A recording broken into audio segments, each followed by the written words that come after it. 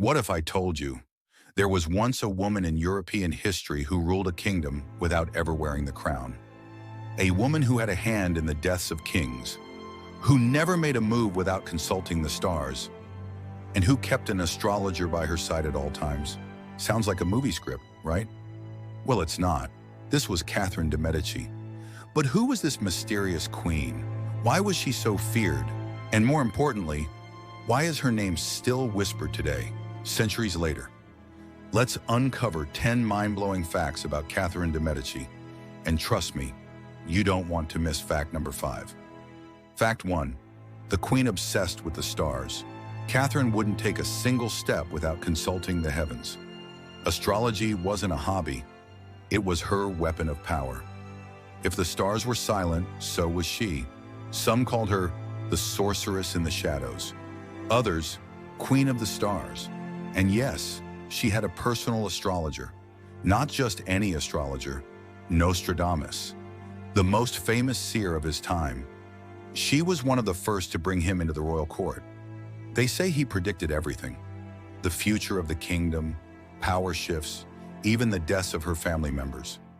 She trusted him so much that she planned the reigns of her sons based on his predictions. Catherine ruled the earth, but she obeyed the sky. Fact 2, the crown wasn't hers, but the power was officially. She was the Queen Mother of France after her husband, King Henry II, died. But here's the truth. There was a king on the throne, but the real ruler stood behind the curtain, and that puppet master was Catherine de Medici. Her sons wore the crown, but she pulled the strings. Francis II became king at just 16 and died within a year. Charles IX took the throne as a child, but Catherine was the mind behind the rule.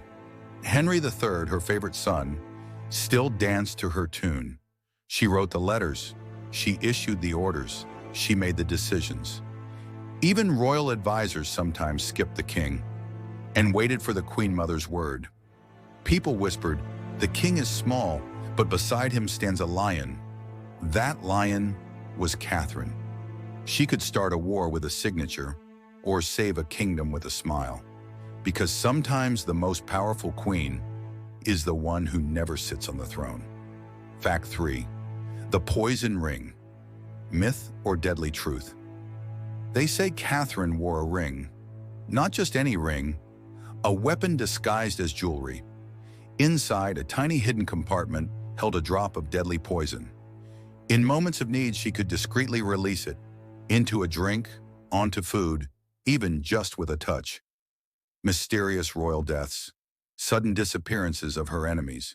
Some say this poison ring was behind it all. She would sit at the royal table, smiling politely, and silently deliver death with a drop of venom. Catherine came from the powerful Medici family in Italy, a dynasty known for its secrets, poisons, and dark knowledge. Was the ring real?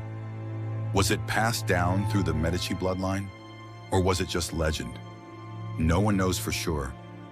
But in Catherine's world, every smile could hide a secret, and every jewel could kill.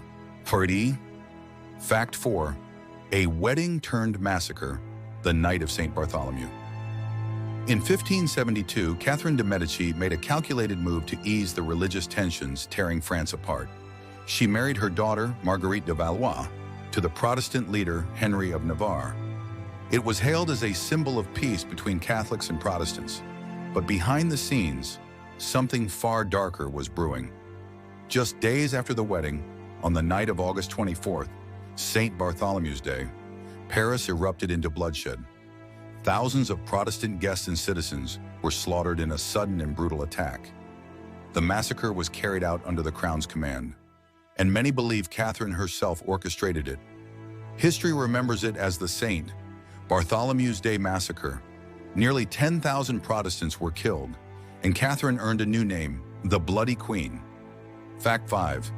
The crown was Catherine's, but the throne belonged to Diane Catherine de Medici, may have been the Queen of France by title, married to King Henry II, but his heart and his power belonged to someone else, Diane de Poitiers, a woman 20 years his senior. While Catherine stood silently in the shadows of the court, Diane basked in the king's affection and influence. Henry built palaces for her, gave her lands, even had her initials engraved on the royal queen's ring, not his wife's. Diane wasn't queen, but she was the one he greeted each morning, consulted before every war, and embraced after every victory. Catherine watched. She endured. But the bitter truth was clear. The crown sat on Catherine's head, but the throne, real power, rested in Diane's elegant iron hands. Fact 6. The king's last breath didn't just change the crown, it changed France. When King Henry II took his final breath, it wasn't just a death, it was the end of an era. Power shifted, chaos followed. His son, Francis II, just 15 years old, ascended the throne. Weak, sickly, afraid, technically king, but in truth, nothing more than a boy playing a man's game. And behind him stood one silent, calculating figure, Catherine de Medici, once the king's wife, now the kingdom's hidden ruler. From behind the curtains, she pulled every string, the army, the court, the government. Her shadow loomed over every decision. She wore no crown, but men feared her more than any king. The throne no longer followed blood, it followed her gaze. Fact 7. The Queen's quiet revenge.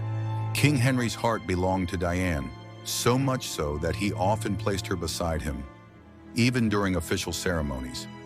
Catherine watched and waited. For years she said nothing, but she forgot nothing. When Henry died and her son took the throne, Catherine seized her chance. She struck Diane where it hurt most. Her power. She stripped her of titles, cut her off from court. Then Catherine took back the Château de Chenonceau, the royal castle Henry had gifted Diane. She made it her own, carved her royal symbol into its walls. She had Diane's portraits removed from every palace hall, from every royal chamber. It was as if Diane had never existed. But her coldest blow, she banned Diane from attending the king's funeral. The woman Henry had loved wasn't even allowed to say goodbye. Catherine waited patiently, and when the moment came, she delivered the most elegant revenge one woman could take on another. Act 8. The Queen who gave orders on the battlefield. In the 1570s, France was burning in the flames of religious wars. Bloody clashes between Catholics and Protestants tore the country apart. But behind many battles, there wasn't a general or even a king. There was Catherine de Medici. She personally entered enemy camps to negotiate peace, and sometimes she summoned military commanders and gave direct orders. This battle is to protect my people. Now go and bring victory. One of the most famous moments, the Battle of Jarnac. Catherine secretly provided the royal army with funding and weapons. The result? A Protestant defeat. Their leader was killed. But Catherine didn't want to destroy the enemy. She wanted to control them. She understood something crucial. If too much blood is spilled, the throne will drown in it. Fact 9. Even in death, they feared her. After Catherine's death, fear didn't fade from the royal court. It only deepened. Rumors spread. She will return as a ghost and curse everything that happens after her death. Her son, Henry III, had planned to bury her at the royal tomb of Saint-Denis. But then he died, and Catherine was left in a temporary grave, hidden in an unknown monastery for 8 long years. No one dared to decide where she should truly rest. Her presence, even in death, cast a shadow of terror. Eventually, her body was quietly moved to Saint-Denis, but only after intervention from other royal family members. People believed it. Catherine was still playing politics, even from the grave. Fact 10. An old woman in the mirror, a burned nation behind her years past. Once, she was a stunning Italian beauty.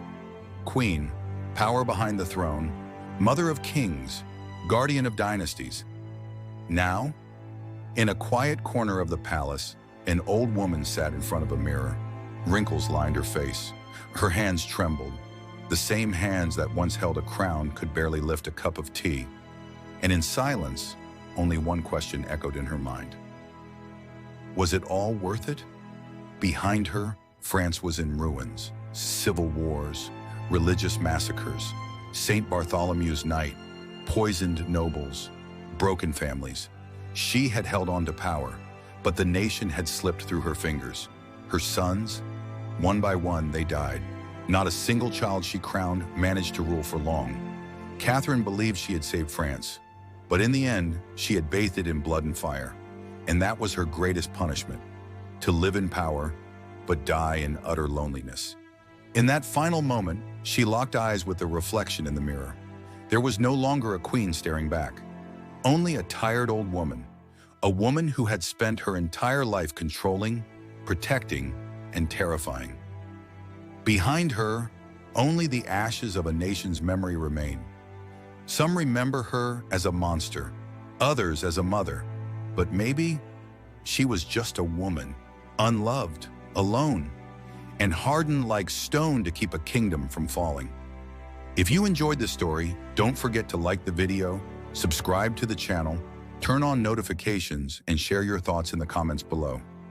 For more dramatic, fascinating, and lesser-known historical stories, stay with us, where history comes alive.